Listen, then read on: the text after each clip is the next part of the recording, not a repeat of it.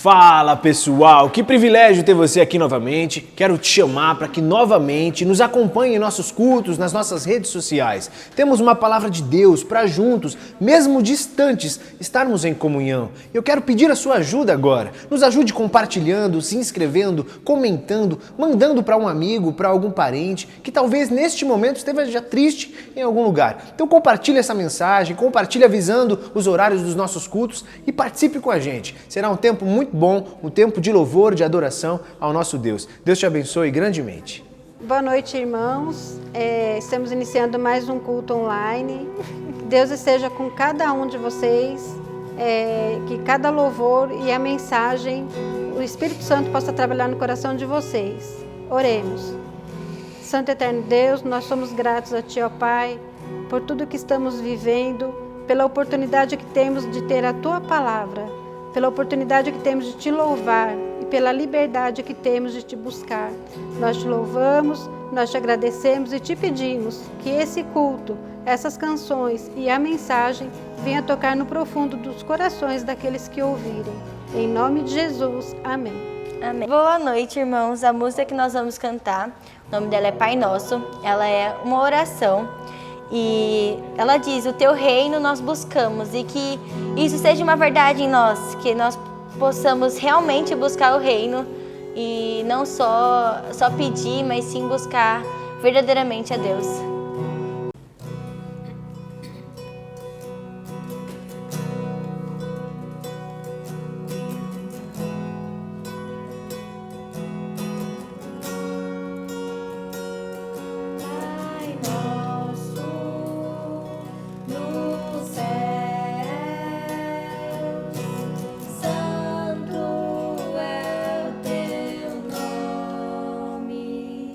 Teu reino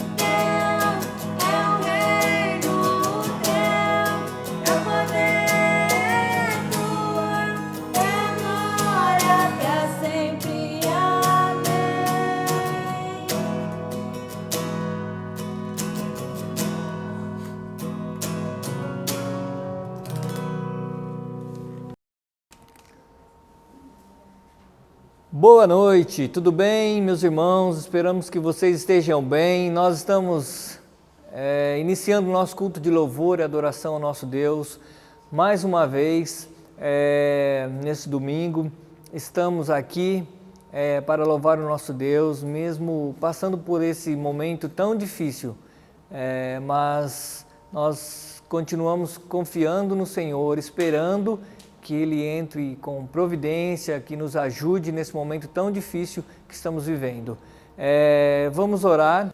Pai, em nome de Jesus, estamos aqui reunidos mais uma vez, mesmo distante dos nossos irmãos, fisicamente, mas unidos pelo mesmo Espírito. Queremos oferecer ao Senhor esse culto de louvor e adoração. Queremos Te exaltar, queremos engrandecer o Seu nome, a Sua bondade, a Sua misericórdia, o Seu perdão, a Sua misericórdia, a Sua compaixão, as Suas bênçãos que são derramadas sobre nós todas as manhãs. Somos gratos a Ti, ó Deus, pelo sustento, pelo cuidado. Oramos por esse momento tão difícil, ó Deus, que estamos vivendo, mas sabemos que o Senhor está no controle e no cuidado de todas as coisas. Confiamos em Tua soberania e oferecemos esse culto de louvor e adoração ao Senhor agora. Que o Senhor, mais uma vez, receba esse nosso culto e também, dentro da Sua vontade, que é soberana, perfeita, boa e agradável, o Senhor olhe para o nosso mundo e, conforme a Tua vontade, entre com providência e restaura, ó Deus, esse mundo, Pai. Oramos pelas famílias que estão tristes, ó Deus, que perderam seus entes queridos. Oramos por aqueles que estão hospitalizados nesse momento, aqueles que estão em UTIs ou aqueles que estão em casas, ó Deus, recebendo tratamento do vírus, ó Deus. Oramos pelos profissionais, enfermeiros, médicos, as pessoas que trabalham nos mercados, as pessoas em postos de combustíveis, que o Senhor esteja cuidando da saúde deles, ó Deus. Oramos, ó Senhor, por aqueles também que possam estar passando por alguma necessidade física, Senhor. Sabemos que o Senhor é o Senhor que cuida, é o Deus da provisão. Te pedimos em nome de Jesus, que não deixe que as pessoas passem necessidades físicas, ó Deus. Nos ajude também como igreja, ó Pai, a levar o alimento para aqueles que estão precisando, ó Pai. Nos mostra o que fazer nesse momento, nos dê estratégia, nos dê os recursos que nós precisamos, ó Deus, para continuar a Tua obra, ó Pai. Obrigado, Deus, por esse momento diferente, mas nos ensina que através desse tempo nós possamos aprender e quando voltarmos, ó Deus, que nós possamos ser melhores, que nós possamos ser cristãos melhores, nós possamos ser pais melhores, que nós possamos ser filhos melhores, que nós possamos ser irmãos melhores, ó Deus. Nos ajuda, trabalha em nosso coração e que esse vírus seja um momento de reflexão e que nos transforme à imagem e semelhança do Seu Filho Jesus Cristo. É o que oramos nessa noite, em nome do Senhor Jesus. Amém. Amém, meus irmãos.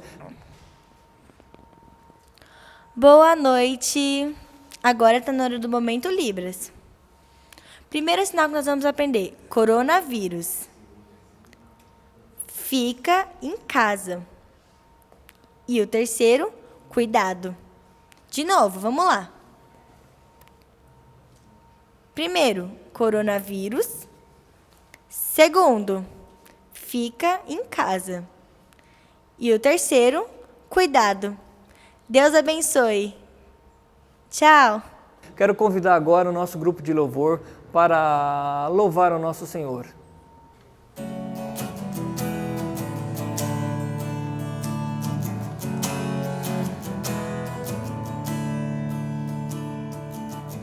Quero me apresentar a Ti, ó Deus. te ofertar em louvor, me entregar, me derramar os teus planos, cumprir, que possas achar em mim a voz que desejo ouvir, que toca o Espírito, abre os céus e enche o teu coração.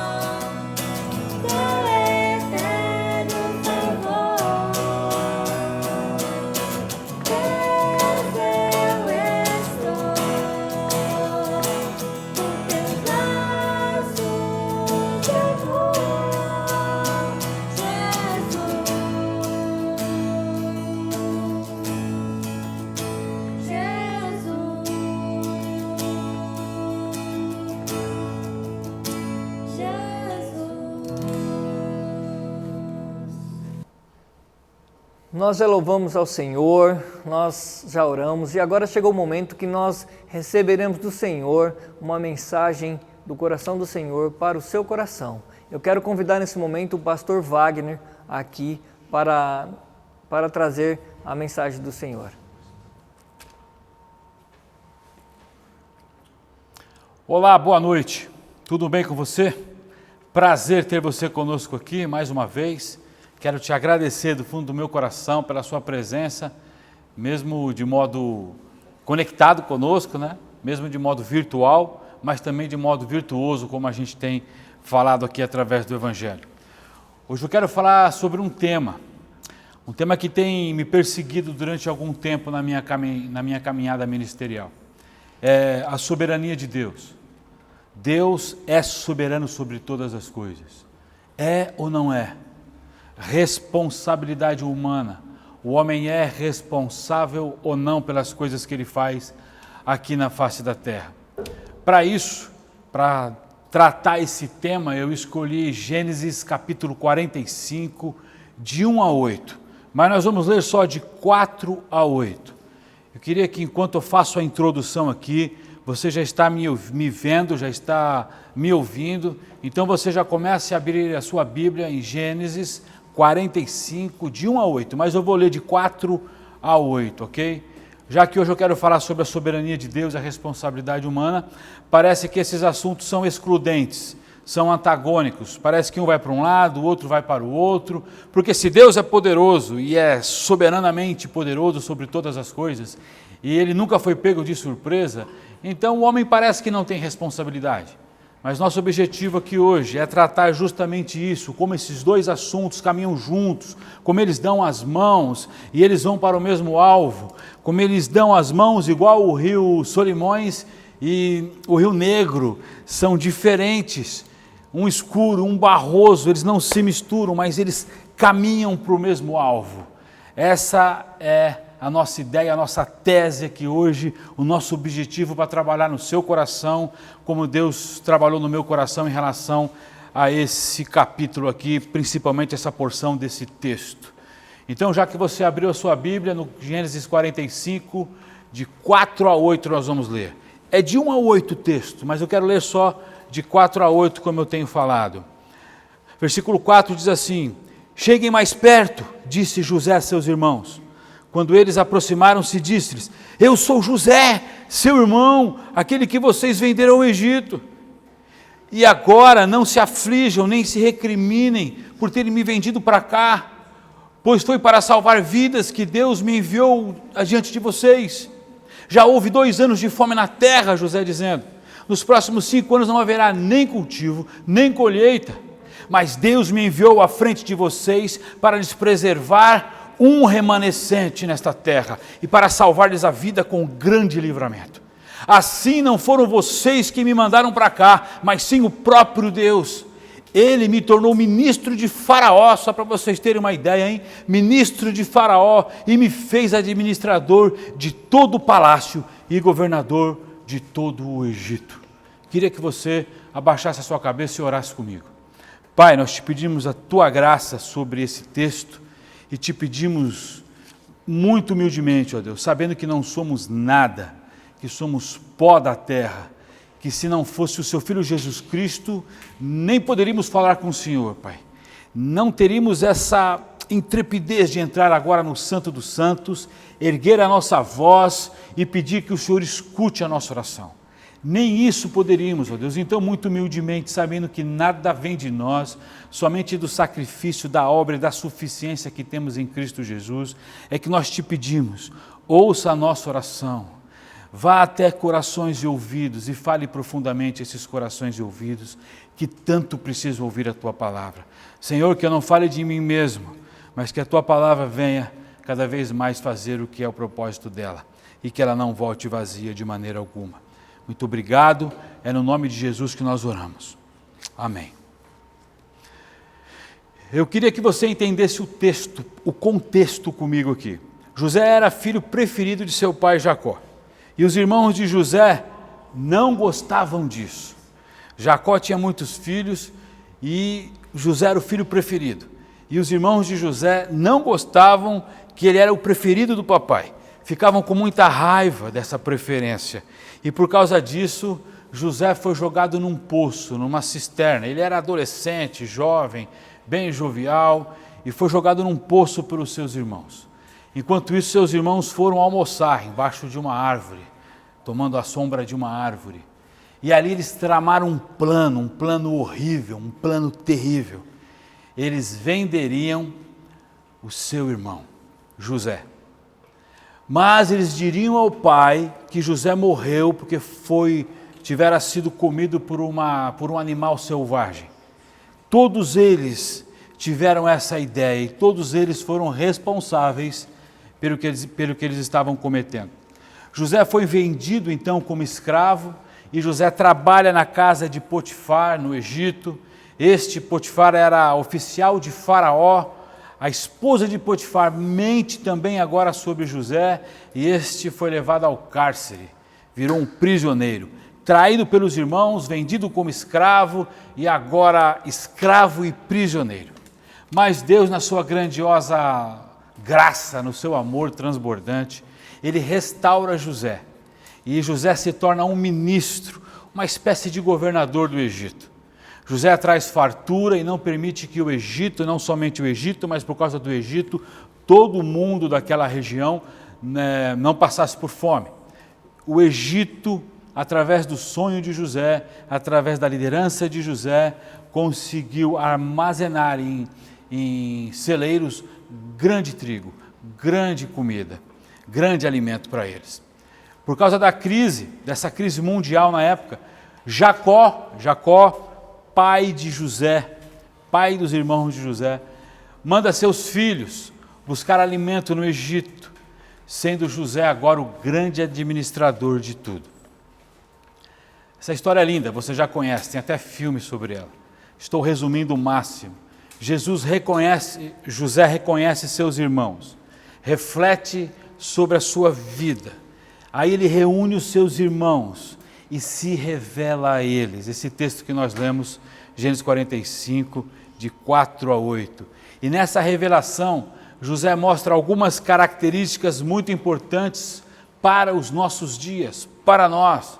Ele se revela a seus irmãos como o grande líder do Egito. E nessa revelação ele traz características maravilhosas que devem também fazer parte do meu coração, do seu coração. José revela para os seus irmãos a fé que ele tinha, ele revela a sua fé, ele revela a sua ideia sobre Deus, ele também revela a sua teologia, né? Teologia não é só aquele que entra no seminário e fica estudando, todo aquele que crê em Deus, pensa em Deus de alguma maneira, então ele estuda Deus, ele compreende Deus a partir da sua percepção. José também revela a sua cosmovisão, a sua visão de mundo. Através de José, muitas nações foram abençoadas. E também José revela a seus irmãos o seu coração, como o seu coração agora estava, como o seu coração havia sido transformado, mesmo diante de tanta dificuldade que ele tivera desde a sua juventude. Todavia, esse era o grande momento de acertar as contas. Usar a lei do Egito seria muito fácil para José, que era governador. Era hora de destruir os seus irmãos, que eram traidores e invejosos. Mas, como eu disse, José preferiu graça. José preferiu a graça que transforma, a graça transformadora. Perdão sempre é a melhor opção. O Evangelho nunca surtirá efeito no coração de uma pessoa se essa pessoa não entender o que significa perdão. Você pode frequentar a igreja, viver na igreja, mas se você não entender o que significa perdão, você nunca teve um encontro verdadeiramente com Jesus. Se o seu coração é um coração que não perdoa, você pode ser muito religioso, mas discípulo de Jesus Cristo você não é. E esse texto que nós lemos, ele vai dar toda a mensagem para a gente vai tentar extrair aqui algumas verdades. José reconhece seus irmãos, reflete sobre sua vida, reúne seus irmãos e se revela a eles. E nessa revelação, José mostra algumas características muito importantes para os nossos dias.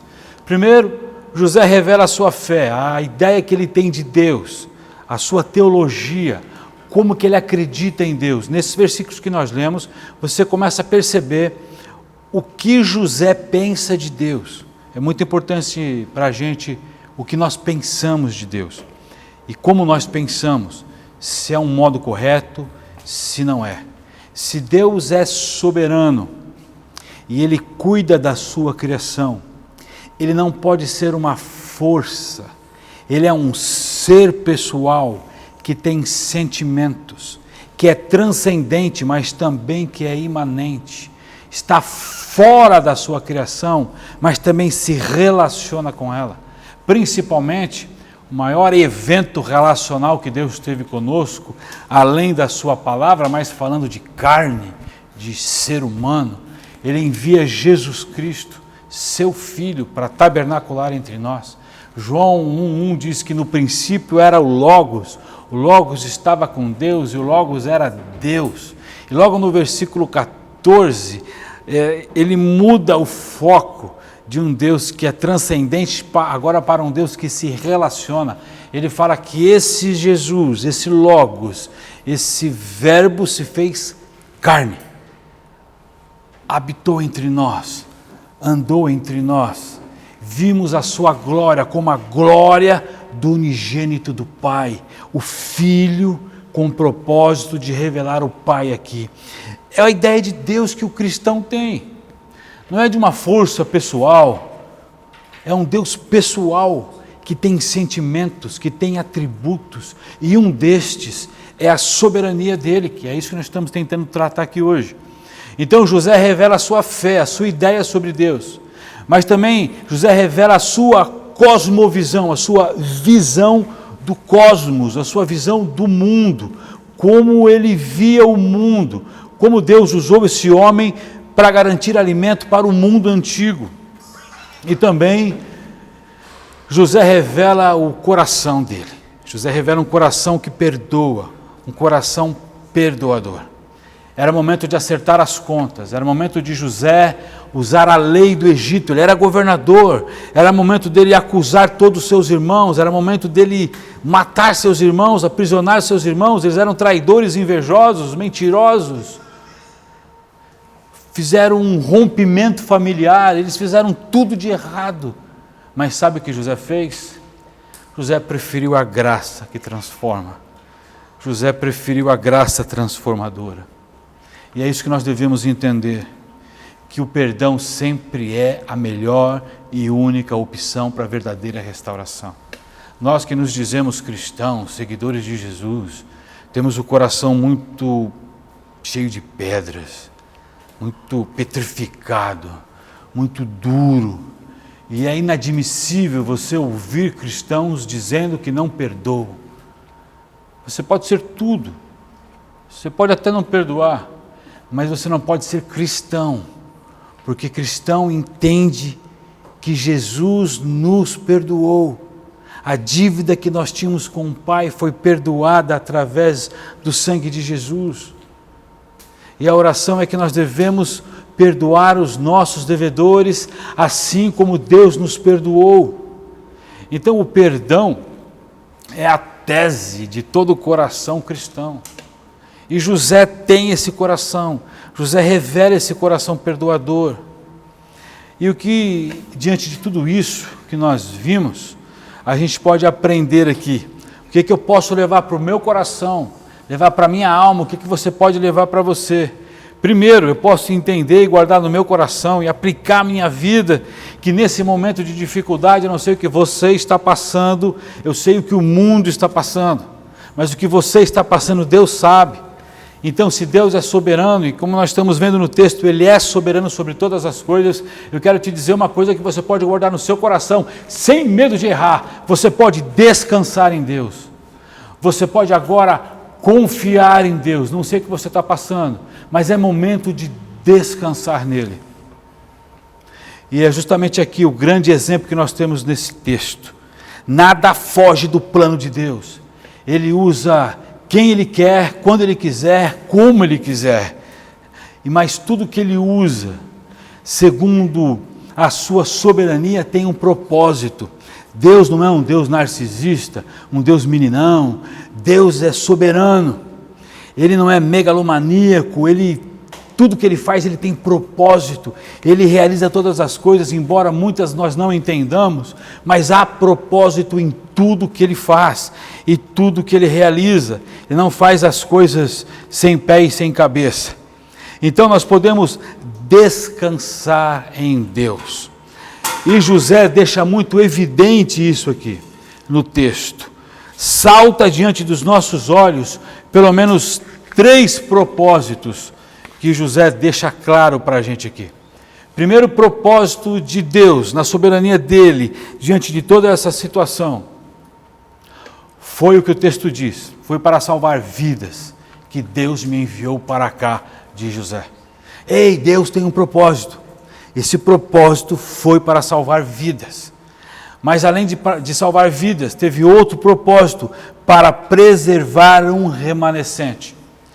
Diante de toda essa situação, quando você começa a ler a história de José, você não percebe, logo depois de algum tempo você começa a perceber que Deus usou toda essa situação para preservar Israel. Vieram os juízes, os reis, os sacerdotes, os profetas, e veio o Messias. E no Messias, o ungido do Senhor, aquele que nasceria da Virgem Maria, o Senhor dos senhores, o Rei dos reis, o Alfa e o Ômega, nele são benditas todas as nações da terra, porque todas as nações agora têm condição de olhar para Jesus e entender o caminho para o céu, o caminho que nos salva. Então, tudo tem um propósito em Deus, tudo que Deus faz tem propósito. E o outro propósito, ele diz, não foste vós que me enviaram para cá, e sim Deus. Consegue observar a soberania de Deus? Deus cumpre seus propósitos usando gente, usando coração, pessoas como eu, como você. Por isso José chegou num cargo tão importante no Egito. Perceba comigo que José não é meritocrata, ele não coloca o mérito nele. José entende no texto que Deus é soberano sobre essas coisas. Ele declara que Deus preservou vidas porque é soberano, simples assim. Então, já que Deus é soberano, volte comigo. Você pode descansar nos braços de um Deus que é soberano. Olha para mim. Estou olhando para uma câmera, mas estou olhando para você. Para que tanto desespero? Para que tanta angústia? Quando você entende a teologia de José e você abraça esse Deus soberano, você aprende a descansar, mesmo numa tribulação, mesmo num momento difícil como o mundo está vivendo hoje. Quando você aprende verdadeiramente quem é esse Deus de José, você descansa como José descansou. Para que tanto desespero?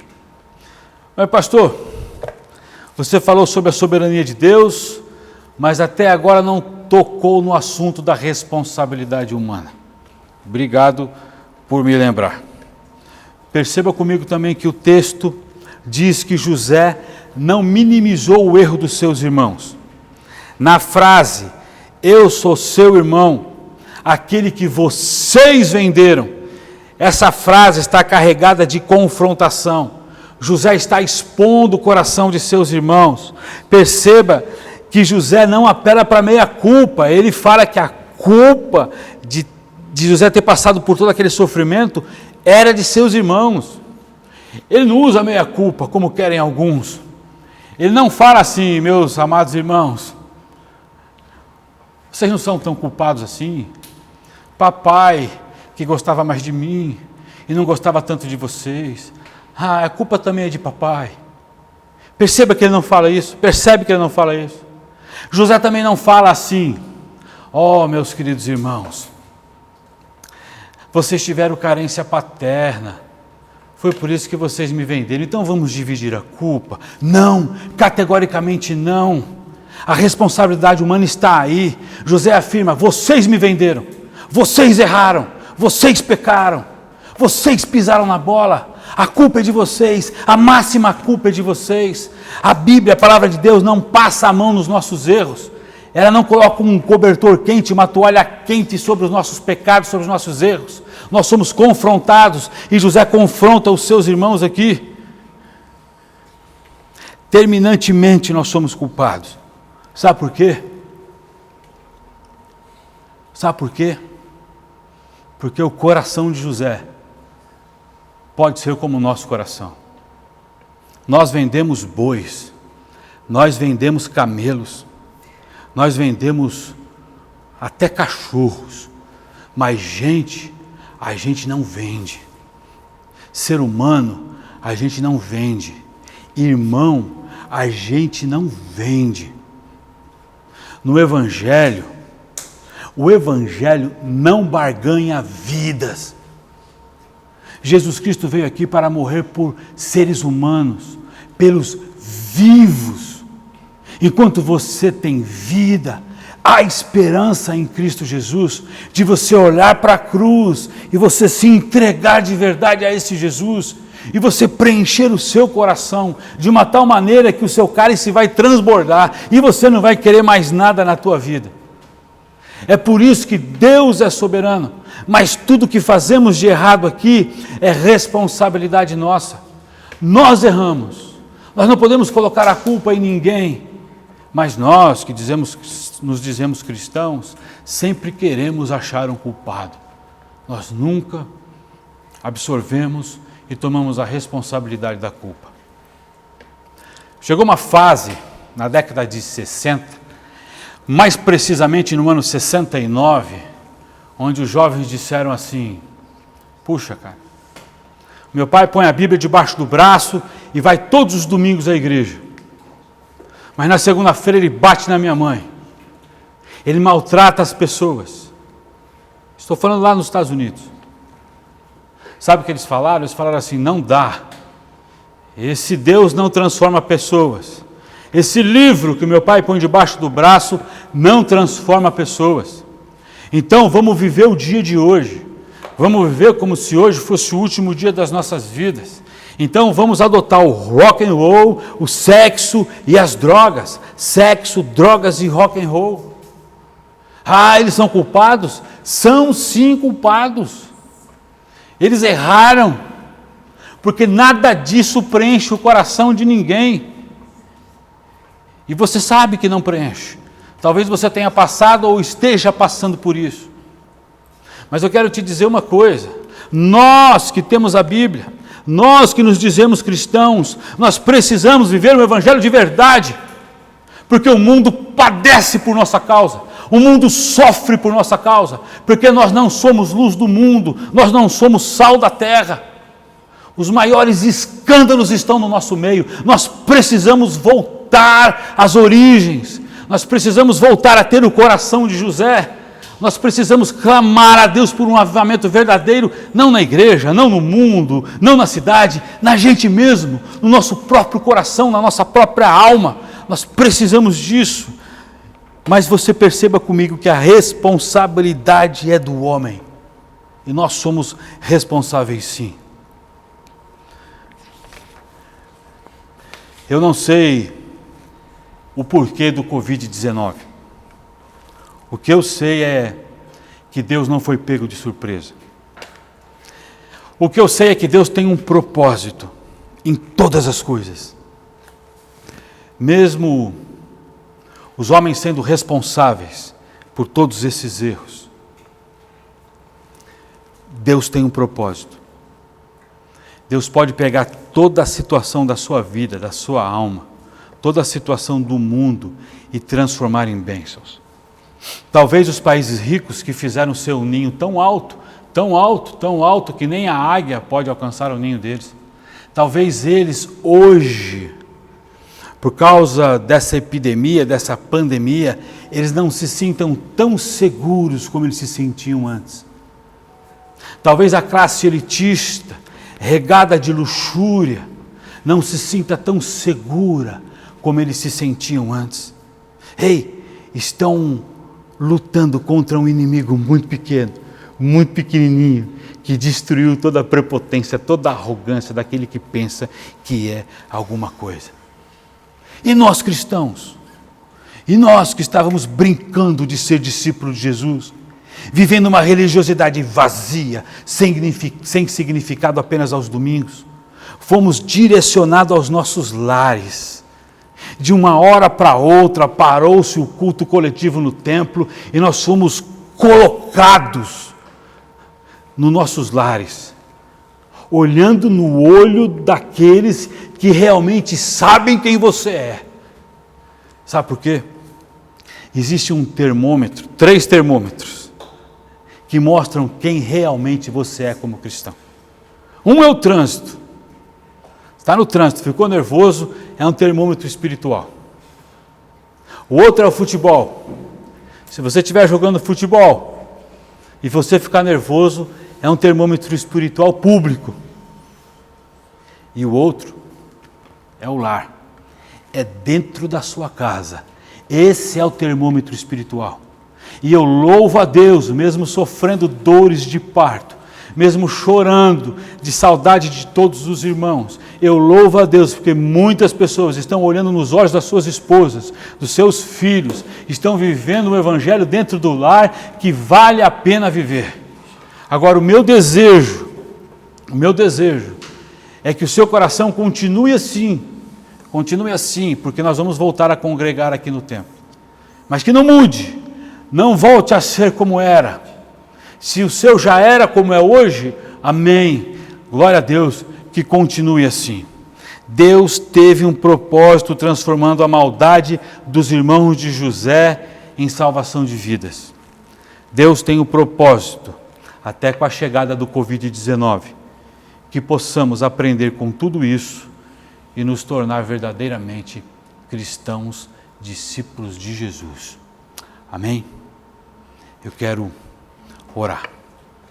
Senhor, fere o nosso coração com o Teu Evangelho. Coloca a Tua marca do Teu Evangelho transformador na nossa alma, Pai. O mundo precisa do Senhor. O mundo não precisa de governos e políticos. O mundo precisa do Senhor, ó Deus. O mundo precisa enxergar o Senhor como o único verdadeiro Deus que se preocupa com toda a humanidade. Pai, eu quero Te agradecer, mesmo sabendo que muitas pessoas estão sendo ceifadas, que muitas famílias estão tristes agora, mas o Senhor tem algo pedagógico para mostrar para nós através dessa enfermidade, através dessa pandemia, que nós possamos aprender, que nós possamos levar conosco essa mensagem de que nós fomos responsáveis, Senhor, que nós somos os culpados da terra estar sofrendo tanto assim, que nosso egoísmo, nossa ambição medíocre está levando à terra toda a sua criação, que deveria ser e viver de um modo virtuoso e harmonioso, de um modo tão caótico. Mas, Pai, de alguma maneira esse texto também nos diz que mesmo o homem sendo responsável, sendo equivocado, errando o alvo, Tu és misericordioso e gracioso sobre as nossas vidas. Então, Pai, que nós possamos aprender com essa situação. E nós Te pedimos, através dessa oração, que o Senhor use de graça para conosco e que nós possamos entender que Tu és soberano sobre todas as coisas. Muito obrigado, Senhor. Abençoe cada um que está nos assistindo, cada um que está nos vendo. E eu quero Te agradecer por essa alma, por esse coração, em nome de Jesus. Amém.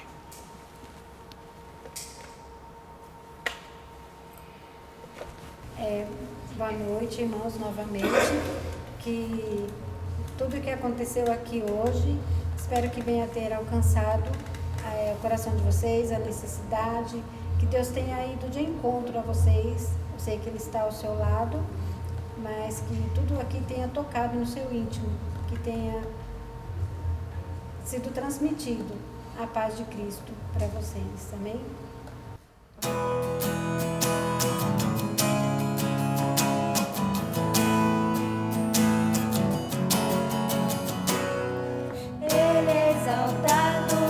Rei exaltado no céu, eu louvarei.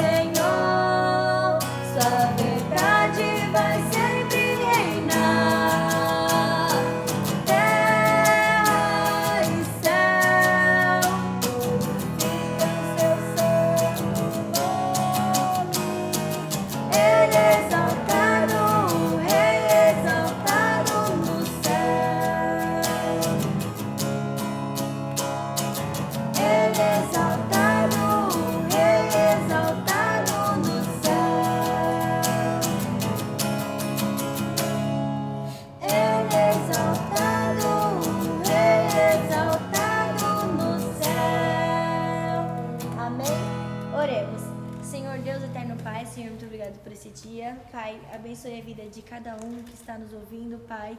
Não nos ouvindo, mas ouvindo da Tua palavra, Pai. Muito obrigada, Senhor. Cuide de cada um, Senhor, em seus lares, Pai. Eu sei que alguns têm que ir trabalhar, Pai, então também proteja, Senhor.